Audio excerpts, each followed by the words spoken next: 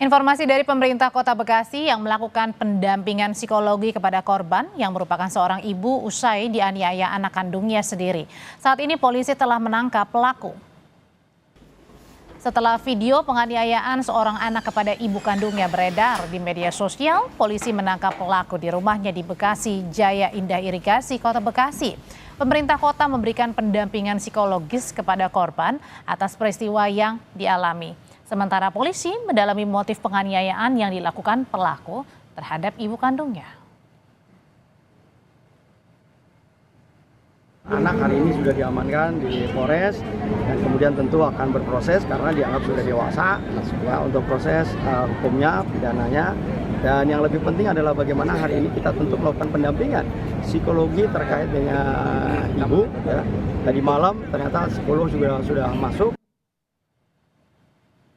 Dari hasil penyelidikan awal, penganiayaan dipicu karena kesal pelaku kepada korban yang tidak mendapatkan pinjaman motor ke tetangga. Polisi menetapkan pelaku sebagai tersangka dan ditahan.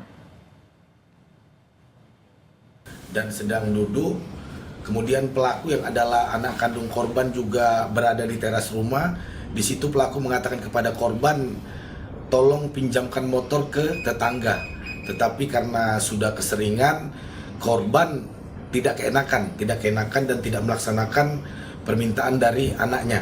Untuk pelaku sudah kita tangkap dan kita lakukan penahanan, kemudian kita persangkakan pasal 44 ayat 1 Undang-Undang RI nomor 23 tahun 2004 tentang penghapusan kekerasan dalam rumah tangga untuk ancaman hukuman 5 tahun penjara.